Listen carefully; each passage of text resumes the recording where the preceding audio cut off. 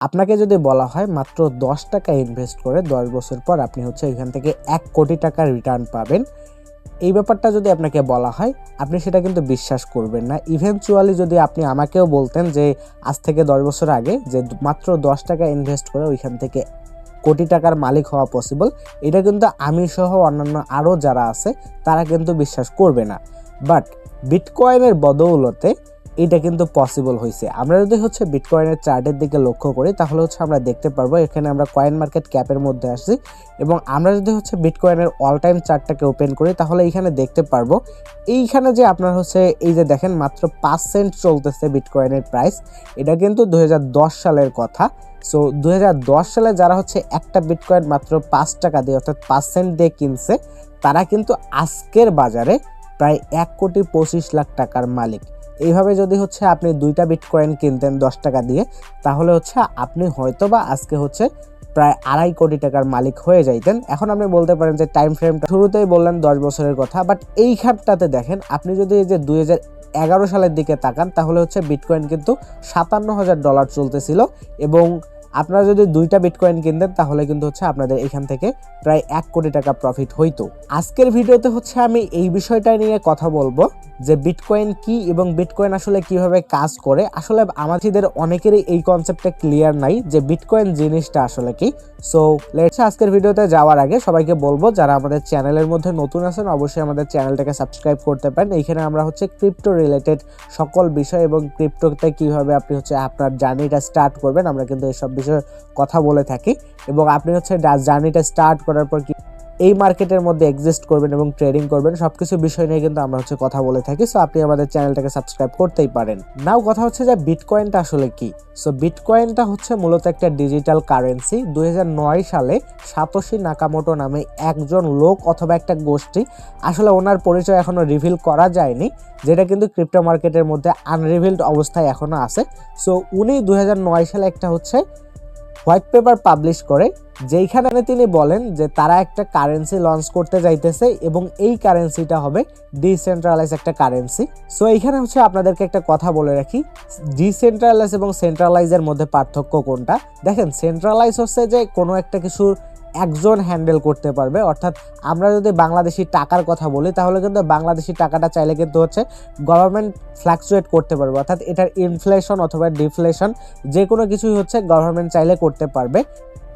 On the other hand bitcoin হচ্ছে একটা decentralise জিনিস যেখানে কিন্তু কেউ হচ্ছে ডিরেক্ট মানে একজন ওইটাতে হচ্ছে ম্যানিপুলেট করতে পারে না বা ওইটাকে কিন্তু হচ্ছে চেঞ্জ করতে পারে না। এইটাই হচ্ছে ডিসেন্ট্রালাইজ একটা জিনিস। আই থিঙ্ক আপনাদেরকে হচ্ছে সেন্ট্রালাইজ এবং ডিসেন্ট্রালাইজের মধ্যে সুন্দর একটা পার্থক্য বোঝায় দেওয়া উচিত। সো প্রথমে আসা যাক সেন্ট্রালাইজের কাছে। সো সেন্ট্রালাইজ মানে হচ্ছে কোনো কিছু নিয়ন্ত্রণ একটা মানুষের কাছে থাকবে। যেমন বাংলাদেশি টাকার কথা যদি বলি তাহলে কিন্তু আমাদের গভর্নমেন্ট এটা হচ্ছে ডিফ্লেশন বা ইনফ্লেশন করতে পারবে। অন দ্য আদার হ্যান্ড যদি আমরা হচ্ছে ডিসেন্ট্রালাইজের দিকে তাকাই তাহলে হচ্ছে এইখানে কিন্তু একজনের ক্ষমতা থাকবে না, ক্ষমতা থাকবে সবার হাতে।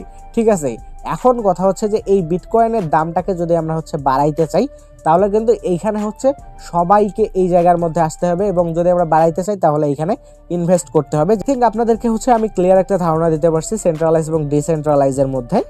সো 2009 সালে যখন সাতোশি নাকামোটো এই যে বিটকয়েনের হোয়াইট পেপারটা পাবলিশ করে সেইখানে কিন্তু হচ্ছে তিনি এইটা উল্লেখ করে যে তারা একটা কারেন্সি লঞ্চ করতেছে এবং এই কারেন্সিটা হবে ব্লকচেন বেসড, অর্থাৎ বিটকয়েন কিন্তু একটা ব্লকচেন বেসড। আবার আপনাদের মাঝে একটা ভুল ধারণা থাকতে পারে যে বিটকয়েন আসলে বিটকয়েন এবং ব্লকচেন দুইটা মেবি একই জিনিস, বাট এক্ষেত্রে হচ্ছে আপনাদের এই কনসেপশনটা একটা মিসকনসেপশন। বিটকয়েন একটা আলাদা জিনিস এবং ব্লকচেন আলাদা জিনিস। আপনারা যদি চান যে আমি ব্লকচেন নিয়ে আলাদা একটা ডিটেল ভিডিও করি তাহলে হচ্ছে পেয়ে যাবেন। তবে ব্লকচেনের ছোট্ট একটা ধারণা দিতে চাই, সেটা হচ্ছে যে ব্লকচেন হলো একটা টেকনোলজি যেটা কিন্তু হচ্ছে পাবলিক লেজারের উপর বেস্ট করে একটা বা পাবলিক লেজারের উপর জন্মানো একটা টেকনোলজি। সো এইটা আপাতত মাথায় রাখেন, বিটকয়েন এবং ব্লকচেন এই বিষয়টা টোটালি আলাদা। মূলত বিটকয়েনটা আসছে ব্লকচেন টেকনোলজির উপর ডিপেন্ড করে। সো এই বিটকয়েনটা যখন 2009 সালের দিকে মার্কেটের মধ্যে আসলো তখন কিন্তু বিটকয়েনের পপুলারিটি এত বেশি ছিল না। তখন ওই যে লোক, অর্থাৎ উনি লোক বলা যায় না, আসলে উনি কে আসলে এটা কেউ জানে না, তিনি ছেলে নাকি মেয়ে নাকি পুরুষ নাকি একটা সম্প্রদায় নাকি একটা মানুষ, এটা কেউ কিন্তু কখনো জানে না। এটা ক্রিপ্টো মার্কেটের মধ্যে আমি বলছি শুরুতেই যে এটা একটা আনরিভিল জিনিস। সো এইখানে হচ্ছে বিটকয়েনের ব্যাপারটা, বিটকয়েনটা এত বেশি পপুলার হওয়ার কারণটা কি, দেখেন বিটকয়েনের সাপ্লাই কিন্তু একটা লিমিটেড সাপ্লাই। এইখানে যদি আপনারা লক্ষ্য করেন তাহলে দেখতে পারবেন এই যে ম্যাক্স সাপ্লাই কিন্তু হচ্ছে 21 মিলিয়ন বিটকয়েন, অর্থাৎ পৃথিবীতে মাত্র 21 মিলিয়ন বিটকয়েনই আসতে পারবে, এর বেশি কিন্তু কেউ কখনো বিটকয়েন বানাইতে পারবে না। যার জন্য কিন্তু 2010-11 সালের দিকে মানুষ কিন্তু হচ্ছে সোনা এবং রূপার সাথে এইটার একটা বড় ধরনের মিল দেখতে পারে এবং এর কারণেই হচ্ছে বিটকয়েনটা মূলত পপুলার হয়ে ওঠে। আপনারা অলরেডি জানেন যে সোনা এবং রূপার কিন্তু হচ্ছে কোনো সাপ্লাই নাই, মানে যেটা হচ্ছে আছে পৃথিবীতে ওইটাই, এর বেশি কিন্তু কখনোই সোনা বা রূপা আসতে পারবে না। ঠিক সিমিলারভাবে বিটকয়েনটাও কিন্তু হচ্ছে কখনো এই যে এই 21 মিলিয়ন আছে, এই 21 মিলিয়নের থেকে একটুও বেশি হইতে পারবে না। সো অলরেডি প্রায় হচ্ছে 19 মিলিয়নের মতো বিটকয়েন কিন্তু হচ্ছে মার্কেটের মধ্যে চলে আসছে, 19 মিলিয়ন প্লাস, এবং আরও হচ্ছে বিটকয়েন মাইনিং করা বাকি আছে প্রায় 1 মিলিয়ন প্লাসের মতো, প্রায় 1.5 মিলিয়ন বলতে পারেন। এই 1.5 মিলিয়ন কয়েন কিন্তু হচ্ছে মাইনিং করা যাইতেছে, যেটা কিন্তু মাইনাররা এখনও মাইনিং করতেছে। বাট আপনি আনফর্চুনেটলি বাংলাদেশে বসে থেকে এই মাইনিংটা করতে পারবেন না, এবং যদি হচ্ছে আপনি মাইনিং করতে চান তাহলে হচ্ছে আপনাকে অনেক হাই কনফিগারেশনের কম্পিউটার লাগবে, এবং হচ্ছে আপনার যে বিদ্যুৎ বিল আসবে এইটা হচ্ছে আপনি কুলাইতে পারবেন না। সো এই বিটকয়েনের হালভিংটা হয় মাত্র 4 বছর পর পর। 4 বছর পর পর ওই যে মাইনার যারা আছে তাদেরকে হচ্ছে বিটকয়েনটা দেয়া হয়। সো আমি প্রথমে বলছি যে বিটকয়েন মাইনিং করে আপনি পোষাইতে পারবেন না। সো আপনি বিটকয়েন মাইনিংও করতে পারবেন না, আপনি এই বিষয়টা নতুন করে ইনকাম করতে পারবেন না। তবে এইখানে যদি আপনি ইনভেস্ট করতে চান, আমি আপনাকে রেকমেন্ড করব আপনার টোটাল অ্যাসেটের 3 থেকে 4% বা ম্যাক্সিমাম 5% আপনি এই বিটকয়েনের মধ্যে ইনভেস্ট করতে পারেন। যদিও মার্কেট এখন অনেক বেশি বুলিশ, মানে বিটকয়েন অনেক বেশি পাম্প করছে, বাট আপনি চাইলে ওয়েট করতে পারেন যে আপনি দেখতে পারেন যে বিটকয়েনের প্রাইসটা কবে ড্রপ করতেছে এবং পরবর্তীতে আপনি চাইলে এখানে ইনভেস্ট করতে পারেন। নাও কথা বলা যাক বিটকয়েনের কিছু অ্যাডভান্টেজ দিয়ে। আমি প্রথমেই বলছি বিটকয়েন একটা ডিসেন্ট্রালাইজ কারেন্সি, যেটাতে কিন্তু কোনো গভর্নমেন্টের হাত থাকে না। সো এই বিটকয়েনটা কিন্তু হচ্ছে পিয়ার টু পেয়ার, অর্থাৎ পার্সন টু পার্সন কিন্তু হচ্ছে ট্রান্সফার করা যায়। এর জন্য কোনো থার্ড পার্টির দরকার হয় না। লাইক আমরা যদি হচ্ছে বিকাশ বা নগদ বা রকেট ইউজ করতে যাই তখন কিন্তু আমাদের হচ্ছে কারোর উপর একটা কিন্তু ডিপেন্ড করে থাকতে হইতেছে। অন্যদিকে আপনি যদি প্রবাসী ভাই বোনদের দিকে তাকান তাহলে হচ্ছে তারা যখন রেমিটেন্স পাঠায় তখন কিন্তু হচ্ছে তারা যেই দেশে থাকুক না কেন ওই দেশের কেন্দ্রীয় ব্যাংকের মধ্যে যাওয়া লাগে, তারপরে ওই দেশ থেকে হচ্ছে টাকা পাঠায় বাংলাদেশ ব্যাংকের কাছে পাঠানো লাগে। এইখানে দেখেন অনেক বড় একটা ভেজাল কিন্তু আছে। বাট আপনি যখন হচ্ছে এই বিটকয়েনের মধ্যে অর্থাৎ এই ডিজিটাল কারেন্সিতে আপনি হচ্ছে লেনদেন করবেন তখন কিন্তু আপনাদের হচ্ছে কারোর উপর ডিপেন্ডেবল থাকা লাগতেছে না। আপনি কিন্তু ডিরেক্ট যাকে চাইতেছেন পৃথিবীর, মনে করেন যে আপনি হচ্ছে বর্তমান বাংলাদেশে আছেন, আপনি চাইতেছেন আমেরিকার মধ্যে টাকা পাঠাইতে, সো আপনি কিন্তু এটা খুব ইজিলি 10 মিনিটের মধ্যে করতে পারেন। এই বিষয়টা হচ্ছে ক্রিপ্টোকারেন্সির অর্থাৎ বিটকয়েনের একটা advantage.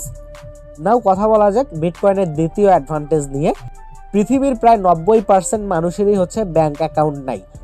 On the other hand আপনারা কিন্তু হচ্ছে এইটাও জানেন যে বর্তমান পৃথিবীর কিন্তু 90% ব্যক্তিরাই কিন্তু হচ্ছে ইন্টারনেট অ্যাক্সেস আছে।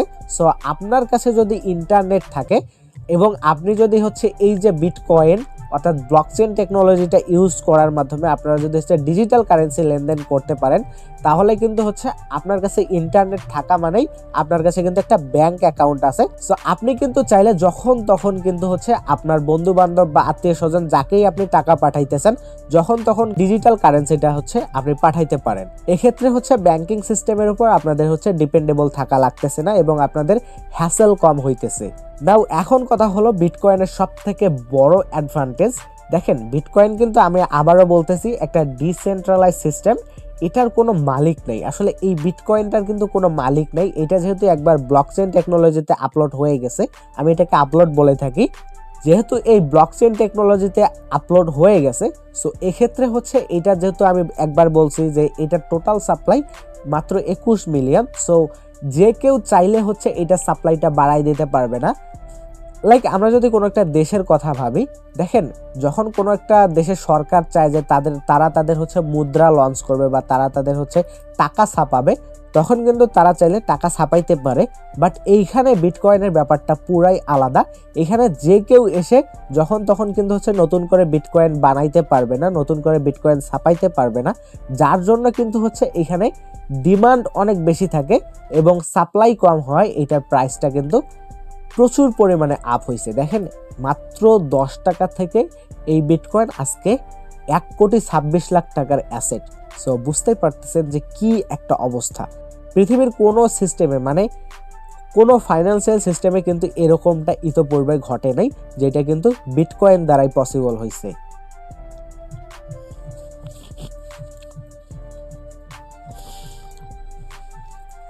সো আপনারা ভাবতে পারেন যে বিটকয়েনের এত অ্যাডভান্টেজ থাকা সত্ত্বেও কেন অনেকগুলা বলতে মাত্র 10 থেকে 15টা দেশে এই ক্রিপ্টোকারেন্সিটা বর্তমানে ব্যান্ড আছে।